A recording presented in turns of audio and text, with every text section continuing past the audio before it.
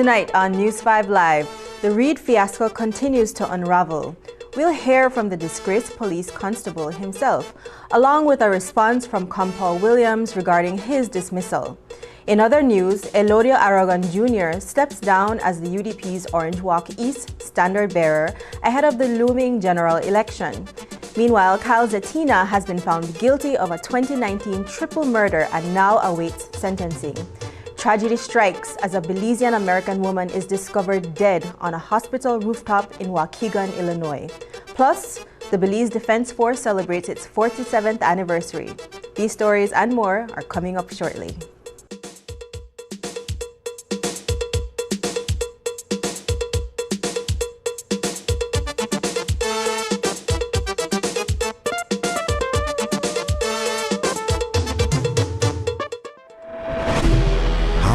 Precision-engineered and sustainably made tire change your world? A tire that gives you strength and safety when you need it most.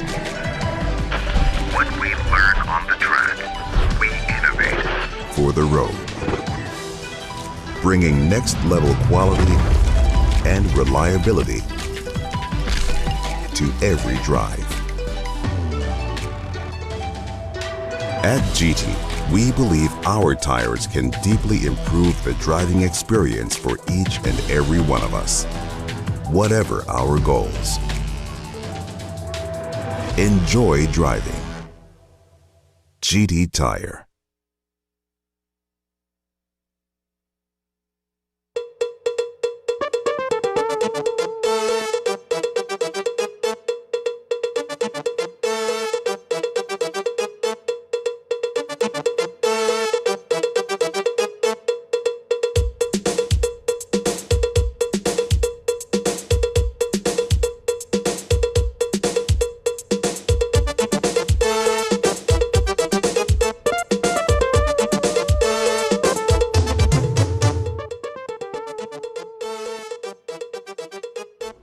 Good evening. Welcome to News 5 Live for Friday, January 31st. I'm Jamie Rock.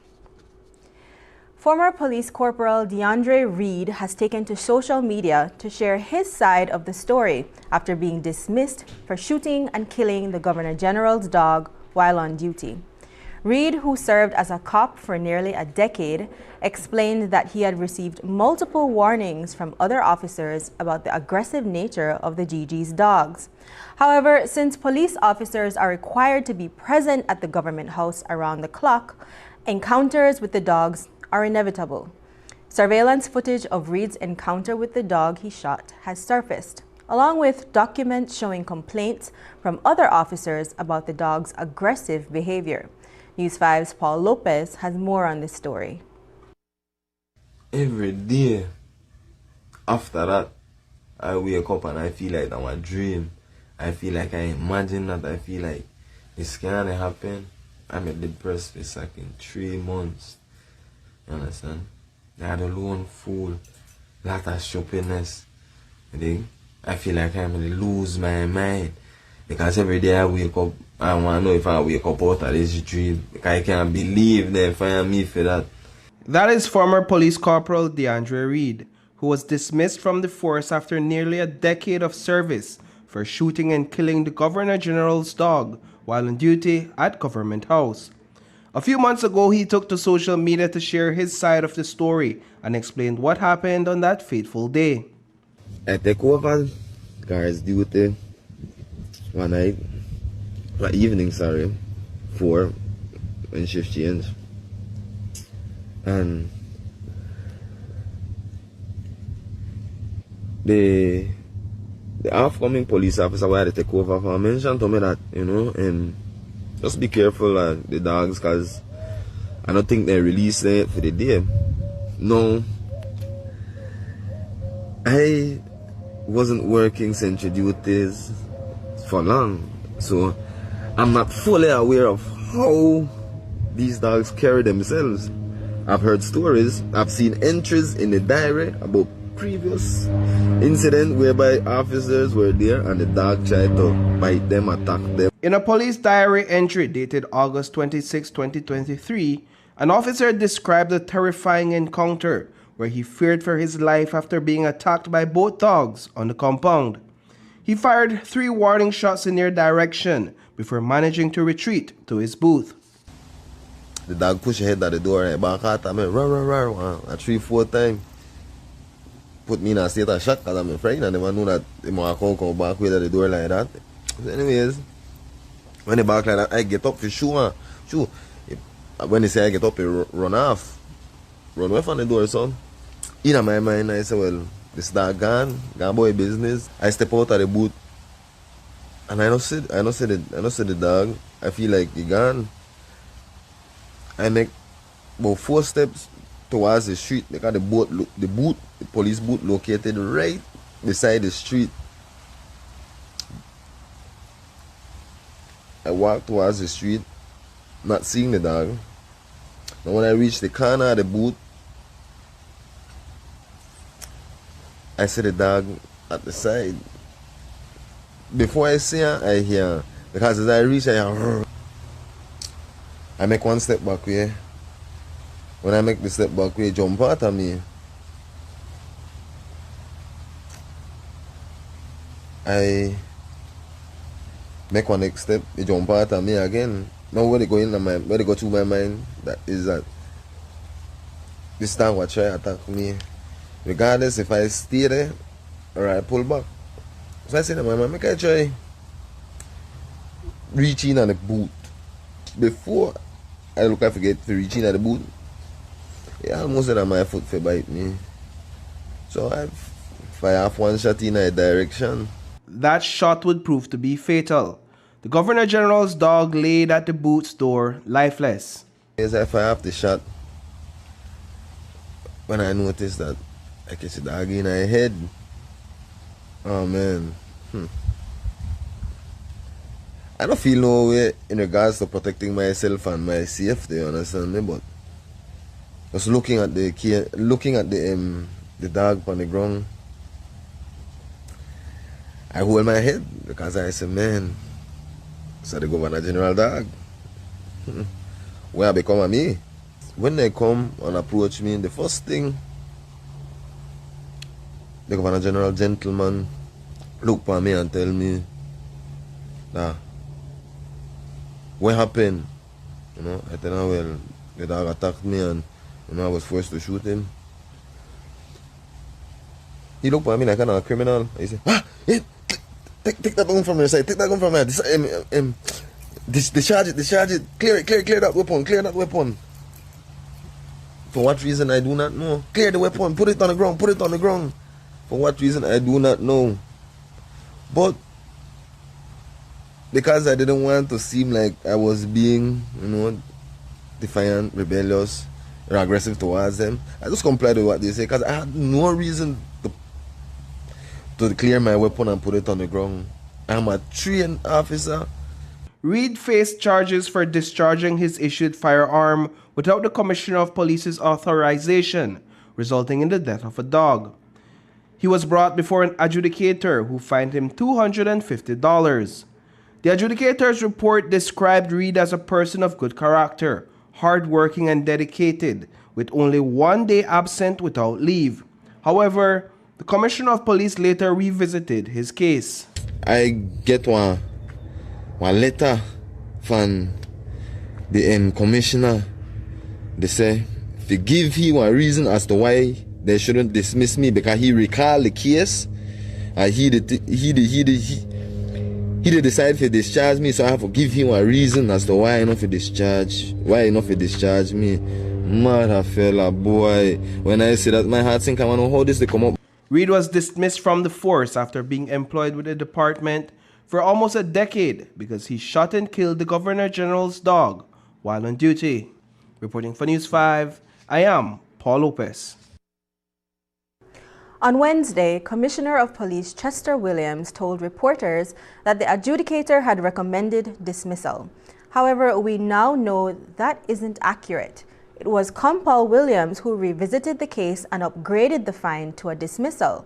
But was he under pressure from an external influence to ensure Reed lost his job? News 5's Paul Lopez investigates. On Wednesday, Commissioner of Police Chester Williams told reporters that former Police Corporal DeAndre Reed was brought before a tribunal for shooting and killing the Governor General's dog while on duty. Compal Williams stated that the tribunal had recommended dismissal, which he upheld. However, tonight he is retracting that statement after leaked documents revealed that the tribunal had only recommended a $250 fine. I did many things every day. I read several notes of evidence on a daily basis. And certainly after the news, somebody called me and said, no, boss, it was not that the adjudicator recommended dismissal. Reed pled guilty and he was fined, and you were the one who upped the penalty. And I said, oh yes, and the next day morning when I went to work, I did check the file, and indeed, I erred in saying that the adjudicator recommended dismissal. The same way how I make mistake, and nobody kill enough for the mistake I make, I am human just like Uno. And the amount of things I deal with on a daily basis, it is quite possible for me to forget every fact in every case. And so I will be the first to admit that yes, the first comment I gave in terms of the adjudicator recommend dismissal, that was an error on my part, and I take responsibility for that. But it was not an intentional error to mislead the public in no way. By law, the Commissioner of Police is well within his authority to increase the penalty imposed by an adjudicator. I say, I don't think the man, the commissioner, the compol, want do me that. I don't think he do me that. I perform, I work. Yes, I might slip up and come a little late from time to time, but other than that, the record there for sure. You jump on the system, all of my thing, and I know abstract nobody out the road. I know the chance nobody, I know the beat nobody with gun in their face. I know the shoot at man, I know the run down man out the Sacking Road. Just for my own personal reason, I don't mess with that. And so in the circumstances, considering the nature of what the officer did, I exercised my power under the Police Act, and I upped the punishment from a fine to a dismissal. In the diaries, officers had noted that this dog is aggressive. I read 2 diary entries. One of them said that the officer before him told him, do not do any patrols while this dog is out during this time because it's aggressive.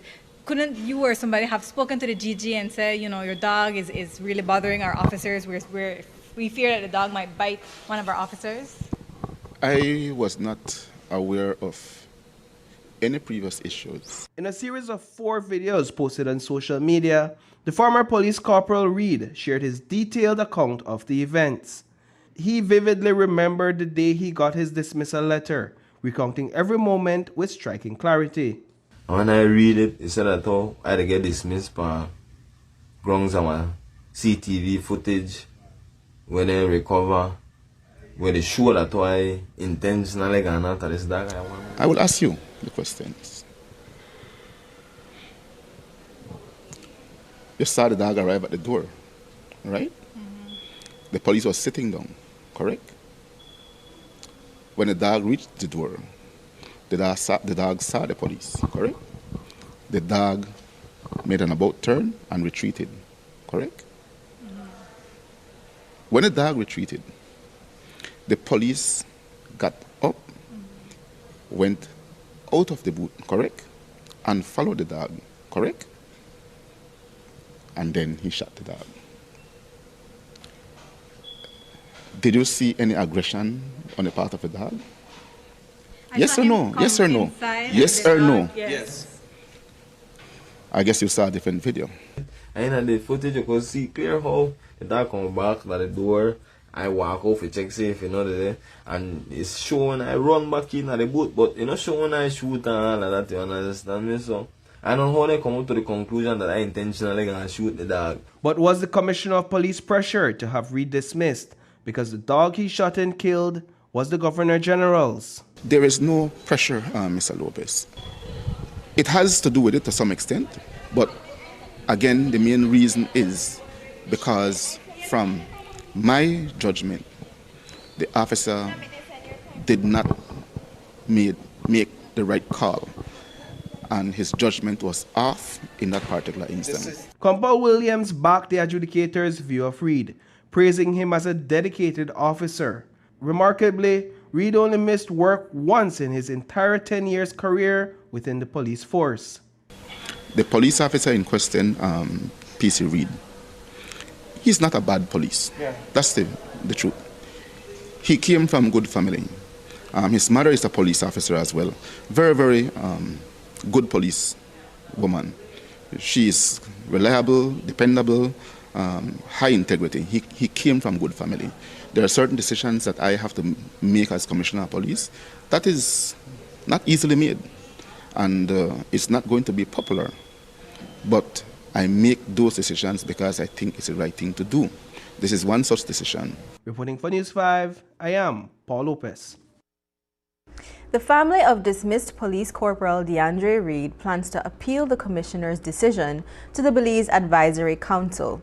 Compal Williams stated that if the council overturns his ruling, he will accept it, paving the way for Reed's reinstatement as a police officer. The family is aggrieved by the decision that I made. They have a right, which I believe they are currently doing, to appeal to the Advisory Council. The matter goes to the Advisory Council. The Advisory Council, if in their wisdom, decide that the dismissal was too harsh and reverse my decision to dismiss, I will be guided by the Advisory Council. Every day we have matters in the courts that judges dismiss, and the matters are appealed and go to the Court of Appeal and have different outcome. It does not mean that that decision maker is incompetent. It simply means that we are human beings and sometimes we don't make the right decision. I believe that what decision I made in this matter is the right one. But again, if I am overruled by the Advisory Council, I will be so guided and the policeman will get back his job without any kind of animosity against him. Because the truth is, like I said, he was a good police. He comes from a good family. Much of the skepticism around Compal Williams' decision to dismiss PC DeAndre Reed stems from similar incidents in the past that didn't result in dismissal. We confronted the commissioner with this point. Here's his response. The fact that you have officers in the force that have been caught doing things of similar nature. One officer shot a nursing dog. A police officer in San Pedro gunbutt a man in the head. Just recently, one officer down south shot a man to the stomach. For the most part, they still have their jobs. We have to look at every issue based on the facts. The issue with the dog, Nipsey, that's what his name is? Yeah, Nipsey. I will have to check with PSP to see where they are with that matter. But again, we have to look at what was the circumstances. The officers who went to that house where Nipsey was shot, they went there to execute a search, I think, for motorcycles that they believe was stolen or something to that effect. And if my memory recalls right, I think the motorcycle was also found at the house. I am not sure if the dog attacked them or not, or what led to them shooting the dog. That matter is with PSB. In terms of the issue in Independence with the officer who you mentioned shot the man in the stomach, as I said on Wednesday, I have my opinion, but I'm going to keep my opinion to myself until the investigation is done. There is nothing to show or suggest that nothing is going to be done to the officer. It is still in the infantry stage, and so give us some time to be able to address that issue. But the thing with this whole issue, Mr. Lopez, is that I am sure that had I not taken the decision I took with Reed, and that video would have been leaked, some of the same people right now who are criticizing me for dismissing him would be criticizing me for not dismissing him. There are just some people out there who just always want to be opposing to decisions I make. Coming up, Elodio Aragon Jr. resigns as UDP standard bearer.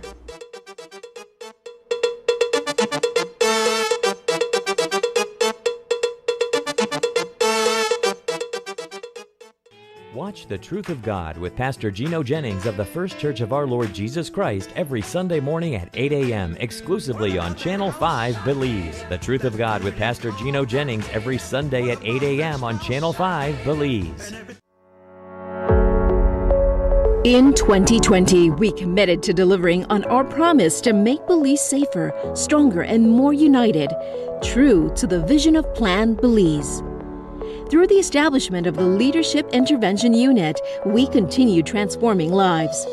The Tabao Vocational Training Program gives Belizeans a second chance, empowering over 70 graduates in trades that rebuild homes, communities, and dreams.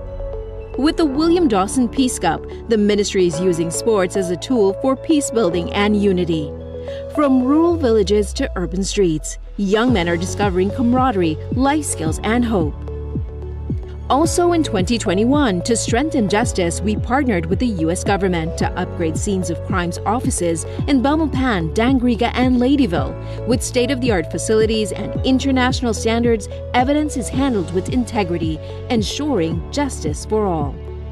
This investment is a testament to our commitment to fairness and the rule of law, enhancing trust in our justice system and securing a brighter future for Belize. Together under Plan Belize, we are building a nation that's safe, just, and full of opportunity. For you, for our children, for Belize. A safer Belize begins with us. Let's keep building together.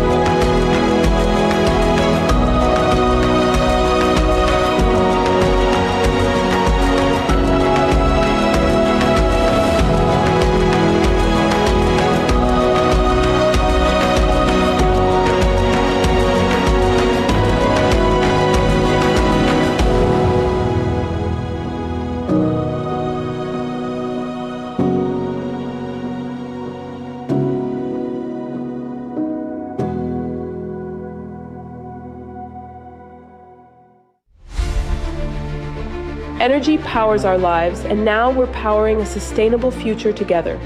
This January 27th and February 3rd at 7:30 p.m., tune into the Energy Exchange Show, your guide to understanding Belize's journey towards sustainable energy. From solar power to electric mobility, learn how we're creating real solutions for everyday Belizeans. With topics like e-mobility and licensing regime, this show is designed to answer your questions about Belize's energy transition. Join us to see how we can all play a role in building a brighter, cleaner Belize.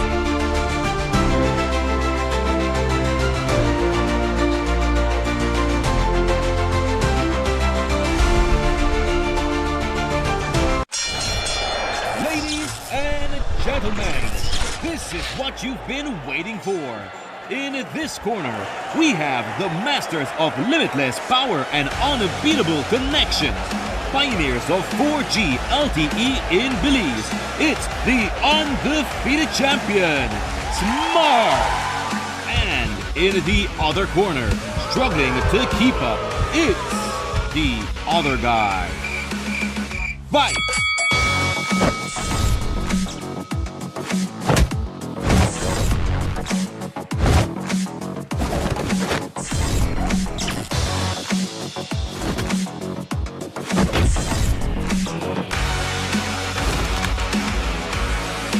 Tired of getting blow after blow from a plan with the other guys?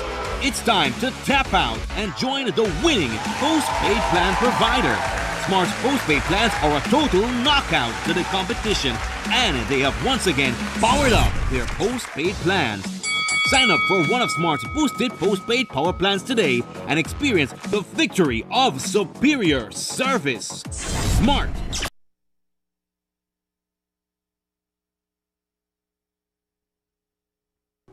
Just a week ago, we heard about UDP Kaya North standard bearer Dr. Omar Figueroa switching his support from the Alliance for Democracy to Shine Barrow's faction of the UDP. Today, Orange Walk East standard bearer Elodio Aragon Jr. is making headlines. Aragon announced in a press release that he's withdrawing his candidacy for the upcoming 2025 general elections. In letters to Barrow and Panton, Aragon cited ongoing internal challenges and rifts as the main reasons for his decision. He wrote, quote, "Despite our best efforts to carry on during these troubled times, we were hopeful that as a political party, we would overcome the challenges and truly represent the people of Belize. However, we feel it's untenable and disheartening at this time and not fair to Belizeans, especially our constituents," end quote. Having served as Minister of State in the Ministry of National Security under the past UDP government, Aragon emphasized that he remains a UDP supporter and continues to back Panton's leadership. I stick with what I said way back then in terms of the support for Tracy. But at this point in time, you know, I have made that choice based on a number of consultations that I've done, both within our village and town committees. And after a long drawn-out thought process, you know, I made a decision not to contest this election. Of course, there's a lot of reasons, a lot of things out there, which, you know, I don't want to get into for the sake of the party. But at the end of the day, you know, this is my decision. What has played out there, you know, everybody understands what is taking place. But at the end of the day, I am always and will always be the son of the East here in Orange Walk. This is where I was born, and this is where I'm living and hope to die. I'm just withdrawing my candidacy from this general election 2025. What the future holds for me, I don't know. And we'll cross that bridge when we get there. Aragon highlighted that his party has historically provided Belizeans with a clear sense of direction. Although he is stepping aside amid the ongoing power struggle within the party's leadership, his loyalty to the UDP remains unwavering. He stated that he has no conflicts with anyone in the party and emphasized that his primary goal has always been to serve the people and the party's best interests. I think the UDP is an institution that has, for many years, given the people of this country the kind of direction, the kind of leadership that has made Belize what it is today, thanks to the great United Democratic Party. I am a member of this UDP. I believe in the UDP, and I will continue to be a UDP. You know, and definitely there are challenges always, but such is life. I have no dispute with no one. You understand me? My objective has always been for what is in the best interest of my constituency and this country. That has always been my priority. There's no dispute here. Yes, the party is going through leadership issues, etc. At 9:16 a.m. in the courtroom of Justice Candice Nanton, Kyle Aswan Zetina was found guilty of 3 counts of murder in the brutal execution-style deaths of Excelsior High School Vice Principal 44-year-old Alaris Anjouin and her 2 friends, 39-year-old Vidal Antonio Yuman and 19-year-old Guatemala national Maria Lucas. The tragic incident occurred at Anjouin's home at mile 10.5 on the George Price Highway on June 3, 2019. Justice Nanton did not elaborate on how she reaches her verdicts, stating she would provide her detailed decision in writing at a later date. When she announced the guilty verdicts, Zetina showed no visible reaction. Throughout the trial, which began in June 2024, Zetina chose to remain silent and offered no defense. Initially charged with 25-year-old Sean Flores, Zetina faced the trial alone after Flores was acquitted on June 28, 2024, due to insufficient evidence linking him to the murders. The remaining evidence, including Zetina's caution statement and testimonies from 3 hostile witnesses, pointed directly to Zetina.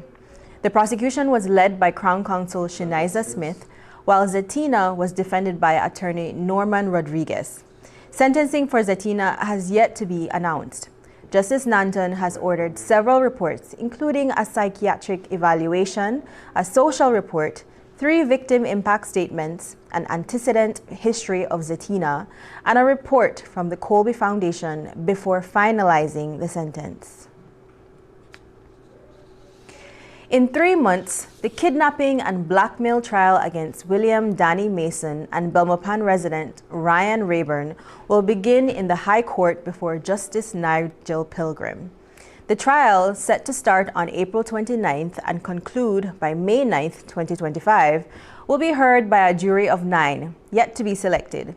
This morning, Mason and Rayburn appeared for their case management conference in Justice Pilgrim's courtroom, where the trial date was confirmed. Mason's legal team, led by Trinidadian attorney Peter Taylor, and Rayburn's defense, represented by senior counsel Simeon Sampson and attorney Ian Gray, were present. During the CMC, Gray announced he would call an alibi witness for Rayburn, while Taylor stated Mason would call 3. Peter Taylor, who was recently called to the bar, expressed confidence in his team, which includes Senior Research Officer Eustace Warner and instructing attorney Nehanda Samuels. This trial follows a mistrial in July 2024, where the court rejected a defense request to move the trial to from Belmopan to Belize City. Mason and Rayburn faced charges for the kidnapping of Mennonite couple Lloyd and Rosie Friesen on May 31, 2016, with Mason also charged with blackmail. Allegedly, they detained the Friesens by force and demanded $2,500 weekly for protection. While Rayburn is out on bail, Mason remains in the Belize Central Prison, serving a life sentence for the beheading of Pastor Llewellyn Lucas. After the break, family of Belizean who died on hospital roof files lawsuit. But first, here's the latest weather update from the Belize Met Service.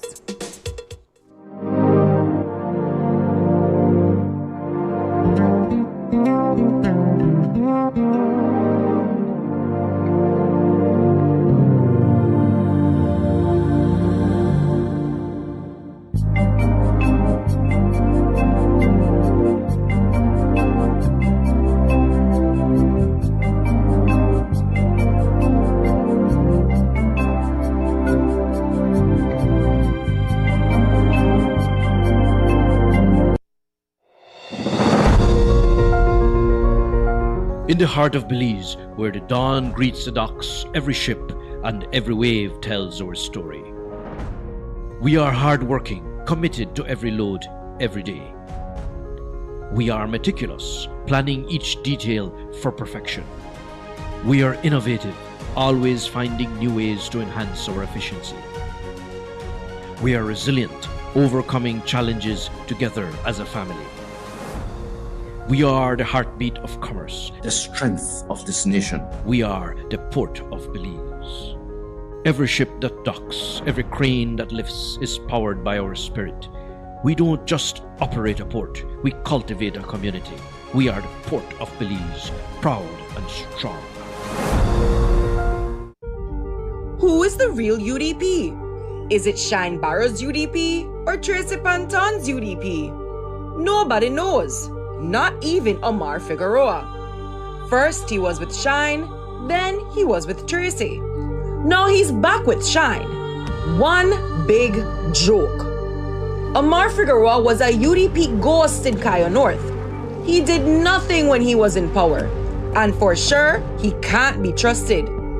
If he can't even be loyal to one UDP leader, he will never be loyal to the people of Cayo North. Don't even waste your vote. Reject the UDP ghost. Omar Figueroa and the UDP are done.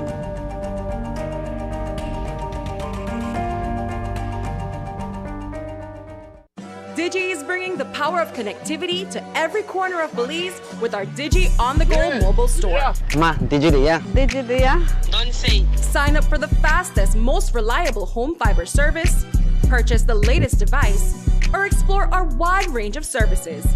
This one-of-a-kind mobile store has it all. Our dedicated team brings the same high-quality in-store experience to you, ensuring you stay connected with friends, family, and the world. You guys bringing the mobile here, it's really helpful, saving a lot of money for people going from the town, especially like in Punta Gorda, which is 25 miles away from here, which will cost a couple dollars for them to reach there. So having these caravan here, it's a lot easier, it's a lot cheaper, and you know, people are taking advantage. As you can see, we have a lot of people coming out today to purchase some of these devices, top-ups and even postpaid that they're eager to have, no? Digi is connecting Belize one community at a time. Look out for the Digi on-the-go mobile store with exclusive deals and offers in a community near you. Follow us on our Digi Facebook page to see where we will be next. Digi, our national telecom.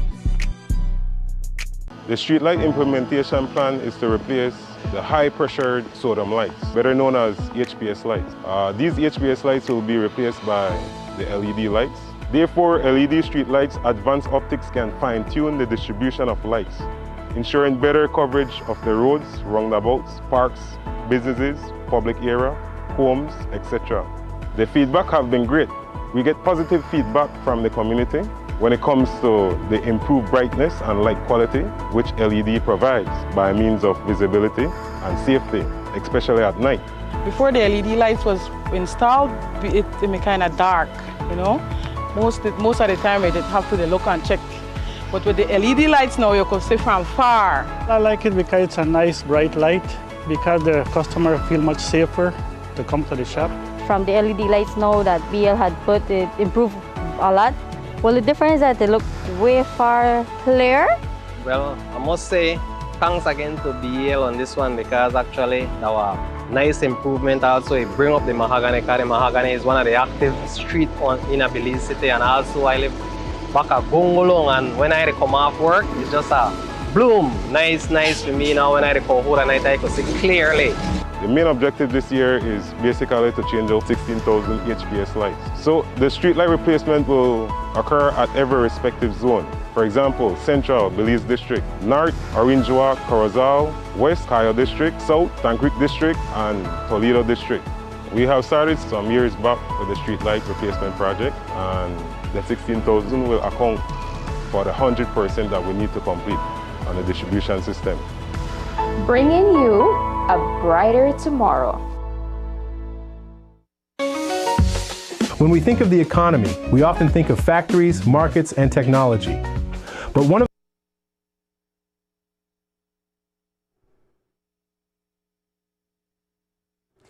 The family of a Belizean woman who died under mysterious circumstances on a hospital roof in Waukegan, Illinois, is struggling to come to terms with her tragic death.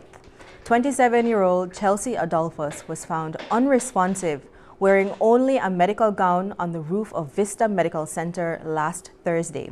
Preliminary autopsy results released on Monday revealed she died of hypothermia due to cold exposure. Adolphus had been admitted to the hospital the day before for an unspecified medical issue and was discovered missing from her room that morning. She was found on the roof nearly 7 hours later with temperatures well below freezing. Despite the staff efforts to resuscitate her for 14 hours, Adolphus was pronounced dead around 11 that night. The hospital has launched an investigation, but the family has already filed lawsuits against the facility. Today, Diane Adolphus, Chelsea's aunt, told News 5's Marian Ali that they are in shock. She was sweet, she was friendly. You could have asked her for anything. She's a kind person. Yolanda Adolphus, holding back tears, spoke about the vibrant personality of her only daughter, Chelsea. Now she's demanding answers. I'm sad the way how my daughter death went. And I want answers. I want to give me answers to know what happened to my daughter. Somebody need to give me what happened to my baby Chelsea that is gone and I will never get back my daughter. According to ABC News, a relative peered through one of the hospital windows and was shocked to see Chelsea lying on the rooftop. Civil rights attorney Benjamin Crump has filed a wrongful death lawsuit against the hospital on behalf of Chelsea's family. Their claim centers on negligence, among other issues. This is a god-awful, heartbreaking tragedy. We promised the family that we would get to the truth of what happened. Kevin Spiegel, the hospital's CEO, stated that the staff began searching for Chelsea almost immediately after she was reported missing. We're confident that the way the staff handled this situation was 100% appropriate. Today, Diane Adolphus, Chelsea's aunt from Belize, shared with News 5 that Chelsea had left Belize as a child and was planning to visit her this year. You spoke about what? Oh, we spoke about life coming here to Belize, and she's like, I want to come here, because she born in Cayo. So she's like, well, auntie, get ready that I'm come over there soon and then we're gonna be and you get to know me more. While Diane Adolphus mentioned that her niece struggled with depression, the specific medical condition that brought Chelsea to the hospital remains unclear. Reporting for News 5, I'm Marion Ali. Police are investigating the death of 73-year-old Pedro Gonzalez, who was found face down in a shallow pool of water on Thursday night. Pedro was discovered by his son, James Romero, after he returned to their home in the Fresh Pond community. Initial investigations indicate that Romero died by drowning. News 5's Brittany Gordon has more details. Was eager to get home and relax with his family. Instead of the calm evening he had anticipated, Romero made a heartbreaking discovery. His father, Pedro Gonzalez, was lying dead in a pool of water. Basically, when I arrived home yesterday, I realized that none of my lights was on. And I instantly began looking for him and hailing him, and I didn't have any response of him, so I went looking around the yard when I located one of his shoes outside the pond, and I looked inside and I saw him floating in the water.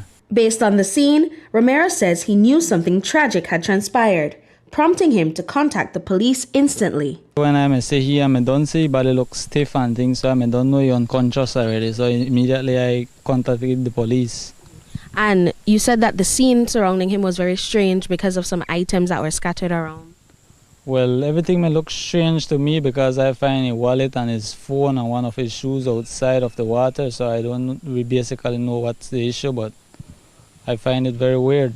Gonzalez was found with blood pooling from his face, a side effect that may occur in drowning victims. However, police are still awaiting the results of the autopsy to determine the cause of death. Commissioner of Police Chester Williams provided an update. The issue in Fresh Pond is an elderly citizen who was found in a motionless state. Police and scenes of crime processed the scene. The body was examined, and it exhibited no signs of violence. The body is at the morgue, and we await support post-mortem examination to be able to determine a cause of death. Any sort of troubling, or was he on your guys' radar having reported troubles or anything like No. that? Some speculate that Gonzalez may have been drinking. However, Romero revealed that his father wasn't really a big drinker. He didn't went anywhere that day, so I don't think he was drinking or anything. He actually don't even like to drink. He don't drink like that. He will take one beer or so now and again, but it's very rare for him to take a drink, and he didn't went anywhere like I told you that day. He was home all day. Romero and his family are still reeling from the shock, and a feeling of unease has settled amongst them as they ponder what could have led to Pedro's death.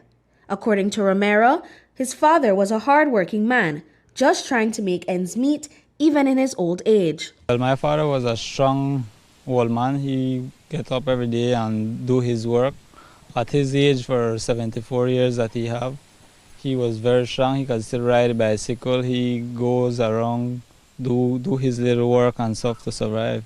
Romero acknowledges that his father's death may have occurred due to his old age, but is waiting for the authorities to make the final determination. He basically looked like he may get weak and things certain times, so it could be that he fell in the water and so, but we're not sure as yet. Brittany Gordon for News 5. Customs officers often face criticism when reports of suspicious activities, especially around handling contraband goods, come to light. Praise for their hard work is rare, but today was different. Customs officers took a break from their usual duties to celebrate International Customs Day. News 5's Marian Ali has the story. International Customs Day was a perfect opportunity for customs officers to celebrate their hard work and dedication to keeping our ports safe from dangerous goods. Comptroller of Customs, Estella Leslie, highlighted the department's significant progress in this area, noting impressive revenue gains from a recent operation. A key initiative undertaken by the Belize Customs and Excise Department to build partnership with our stakeholders is the Belize Customs Trusted Trader Program, which rewards trade facilitation based on compliance risks. A notable example of our collaborative efforts is the Belize Customs and Excise Department law enforcement initiatives conducted during the Christmas season. With strong support from the Belize Police Department, the Belize Coast Guard, the Immigration Department, and the Belize Defense Force, Operation Grinch 2024 yielded approximately $300,000 in fines and prevented opportunities for smuggling and illicit activities. The growing complexities of global trade have expanded the role of customs significantly. However, Deputy Comptroller Dr. Gilbert Gordon assured that Belize has navigated these challenges with great skill and efficiency. Our customs officials work tirelessly to facilitate legitimate trade while safeguarding us against smuggling and illegal activity that pose risks to our economic and national security. As we navigate an increasingly interconnected world, the role of customs has been more critical. Our customs services are at the forefront of facilitating trade, protecting our borders, and fostering an environment that promotes both security and economic growth. The Belize Customs Organization remains poised to adapt to the ever-evolving landscape of global trade. Deputy Comptroller Emelda Kokom emphasized that the department is committed to balancing all these efforts while staying vigilant against potential security threats. When we talk about security, we do not work alone as we combat the fight against the illicit movement of arms and ammunition, narcotics, and currency with a new focus on money laundering and trade-based money laundering. We need to enhance our cooperation and our coordination with our sister agencies, because this battle is not only what Customs focuses on, but we work together against any threat that poses to national security, the environment, and the health of our citizens, plants, and animals. Addressing the customs officers, former Controller Gregory Gibson urged them to maintain civility and professionalism at work. He reminded them that when decisions don't go their way, they're not personal. Customs is what you do, but not who you are. And so don't let anyone put you into a box. Yes, you'll do the job professionally, but you're not defined alone by being a customs officer. And you will meet haters, envious people, but you have to rise above that. Despite the difficulties, you're not called upon to love each other, but you're called upon to coexist to get the job done. At the end of the day, you want love, I always say, you go home. That's where you get your love. In here, it's about just getting the job together. You know? So, you know, enjoy the ride together. Try not to take it personally. It's not. Decisions will be made that you may be happy with, some that you're not too happy with. Well, discuss them, and at the end of the day, move on. Reporting for News 5, I'm Marian Ali. When we return, the Belize Defense Force celebrates 47 years of service.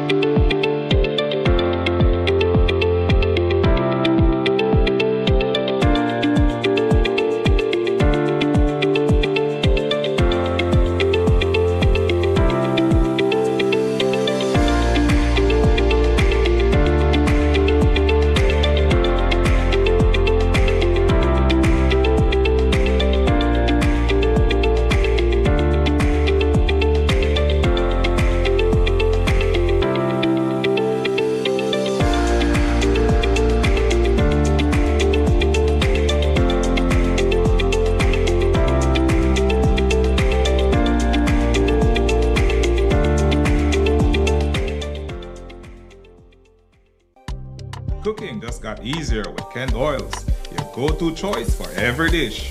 Available in 3 sizes and 3 great options: vegetable, corn, or canola oil. Perfect for frying, baking, sauteing, or grilling. Kent Oils deliver the quality you trust with a clean, natural flavor for all your cooking needs. Conveniently available at stores near you. Exclusively distributed by Unitex Company Limited. Ladies and gentlemen, this is what you've been waiting for. In this corner, we have the masters of limitless power and unbeatable connection. Pioneers of 4G LTE in Belize. It's the undefeated champion, Smart. And in the other corner, struggling to keep up, it's the other guy. Fight!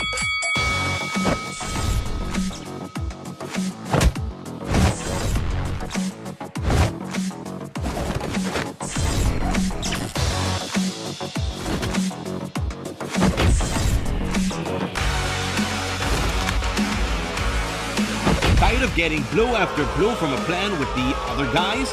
It's time to tap out and join the winning postpaid plan provider. Smart's postpaid plans are a total knockout to the competition, and they have once again powered up their postpaid plans. Sign up for one of Smart's boosted postpaid power plans today and experience the victory of superior service. Smart, bringing people together. This is my first time here. Hopefully it's my last. My dear friends, here we are, all in our true colors.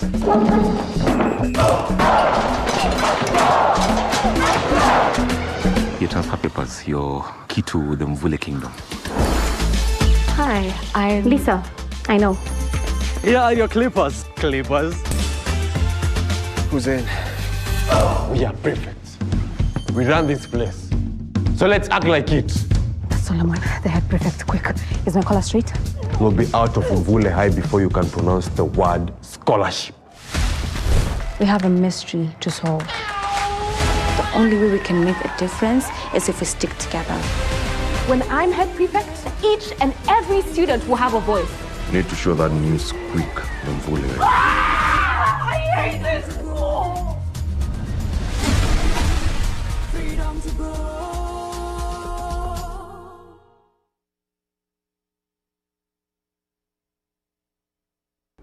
Today, the Belize Defense Force celebrated an impressive 47 years of service. For nearly 5 decades, they've been dedicated to protecting Belize's borders and assisting with natural disaster relief. To mark this significant milestone, the force held an Honor Guard parade at Price Barracks in Ladyville. BDF Commandant Brigadier General Azaria Loria shared his thoughts on this remarkable achievement with us. What we have just witnessed today is the anniversary of the Belize Defense Force. Every year we celebrate the anniversary of the Belize Defense Force.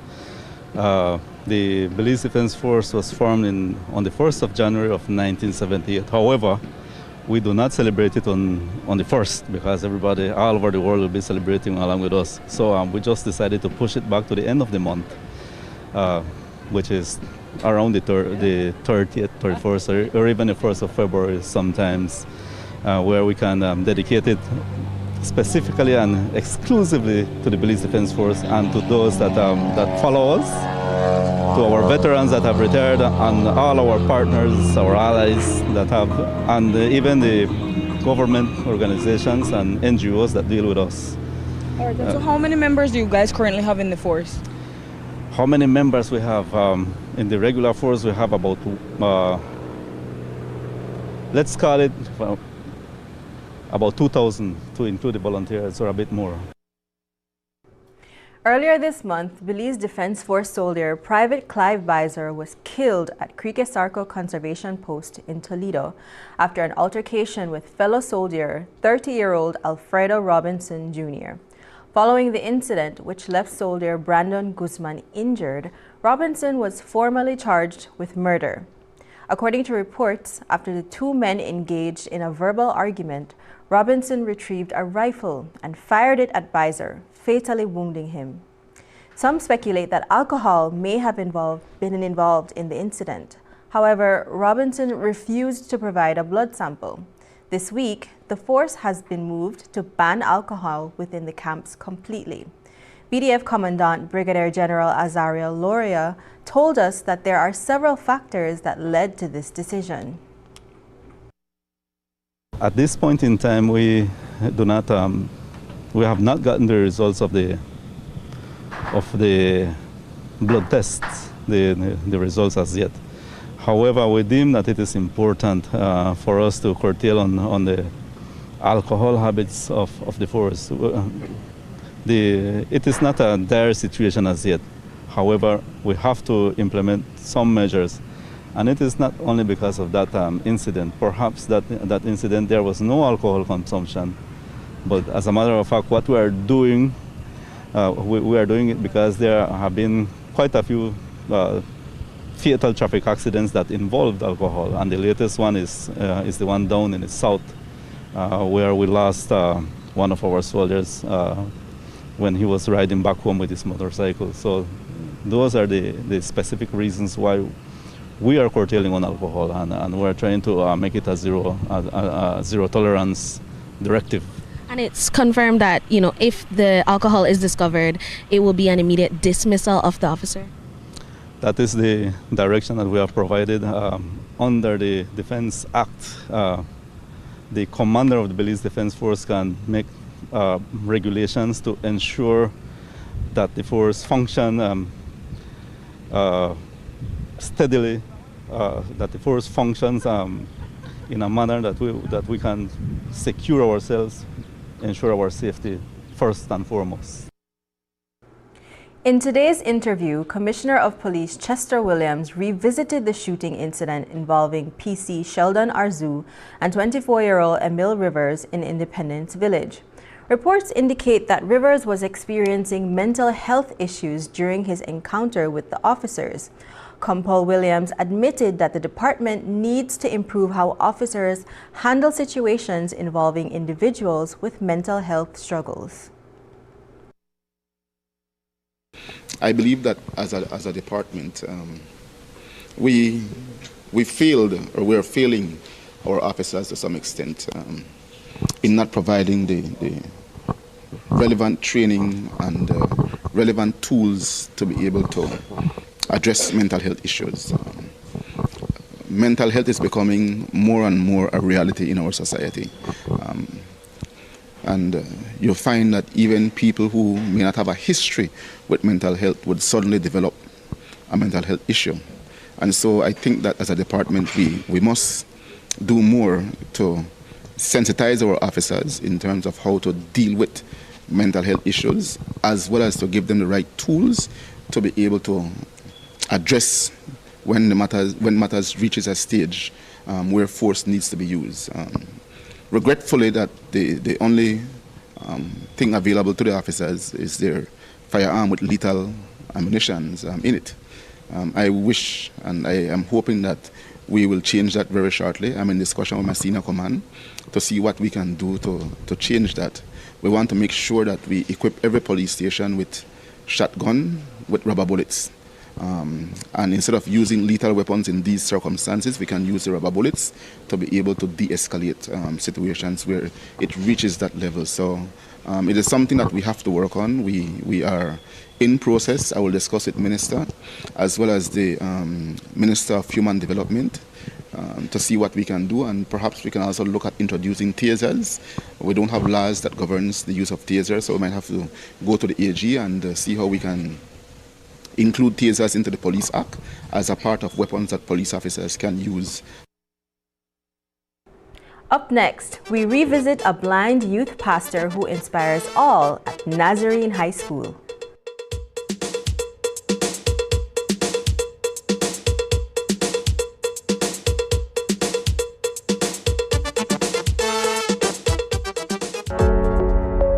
In 2020, we committed to delivering on our promise to make Belize safer, stronger, and more united, true to the vision of Plan Belize. Through the establishment of the Leadership Intervention Unit, we continue transforming lives. The Tabao Vocational Training Program gives Belizeans a second chance, empowering over 70 graduates in trades that rebuild homes, communities, and dreams. With the William Dawson Peace Cup, the ministry is using sports as a tool for peace building and unity. From rural villages to urban streets, young men are discovering camaraderie, life skills, and hope. Also in 2021, to strengthen justice, we partnered with the U.S. government to upgrade scenes of crimes offices in Belmopan, Dangriga, and Ladyville. With state-of-the-art facilities and international standards, evidence is handled with integrity, ensuring justice for all.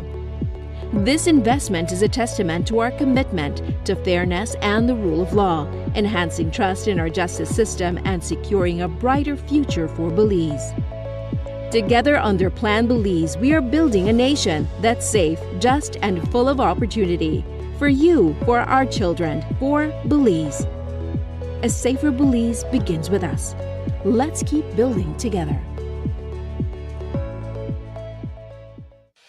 The Social Security Board, in collaboration with the Labor Department, takes this opportunity to remind insured persons of the requirements for compensation when on sick leave.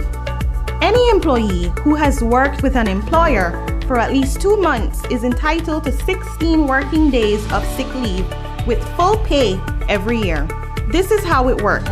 Upon approval of a sickness or injury benefit claim by SSD, 80% of the employee's weekly insurable earnings is paid as a Social Security benefit, and the difference in the employee's salary is paid by the employer. This is to ensure that the employee does not suffer any loss of wages when ill. After 16 days, compensation for sick leave is paid as a Social Security benefit only.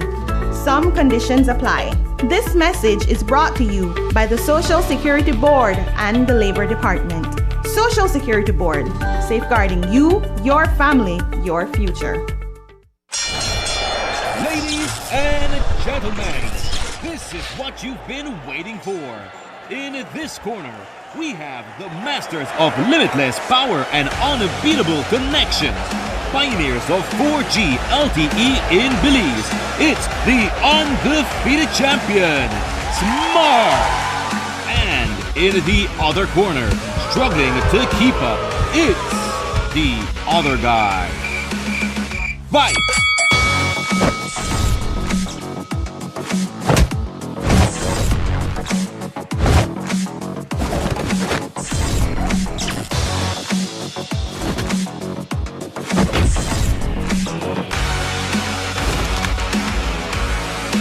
Tired of getting blow after blow from a plan with the other guys?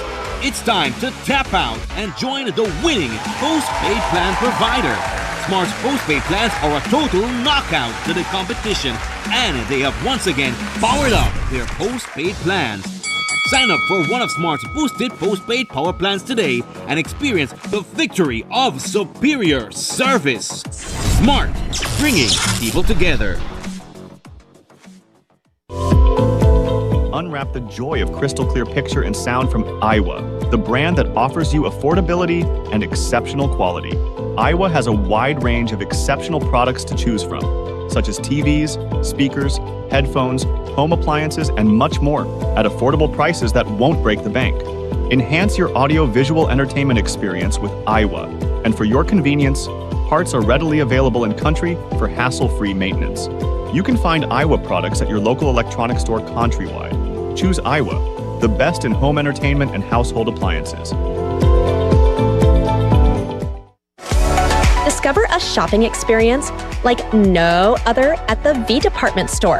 At the V, you'll find a vast array of products at unbeatable prices, from basic groceries and cutting-edge electronics to home essentials and, yes, stunning furniture as well. Elevate your shopping journey with affordability, diversity, and accessibility at The V, conveniently located at 1745 Coney Drive in Belize City.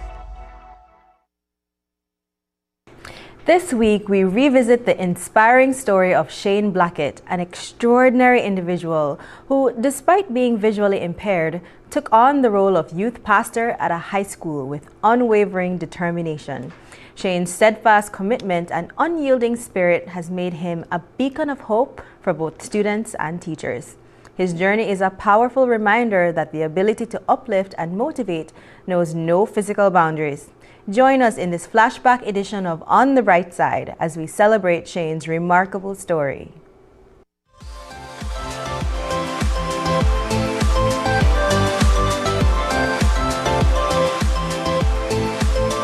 For Shane Blackett, the moment he got hired at Nazarene High School, it was more than just a job. It's like, wow, you know, because I haven't been professionally employed for 9 years. It was a milestone that embodied everything he would later come to represent. It was a big deal. And when I got my uniform, boy, that was another big deal. It was like, man, I felt a sense of real pride, you know. Blackett is a youth pastor and mentor to students at Nazarene High School, but he's also visually impaired. I think having him here is such a beautiful thing to see because it gives everybody hope you are living with a disability doesn't mean anything. He's still doing what a normal pastor does. He still prays, he still worships, he still gives the word of God as expected from him. So him being visually impaired, it's really not a problem. It's really smooth being here with him. He's visually impaired, so nobody really think that he could do much, but he did. And they just loved him very much. You know about David and Goliath, right? Sure. All right, so you know that when Goliath come up... He's the host of a Christian podcast, and even raps.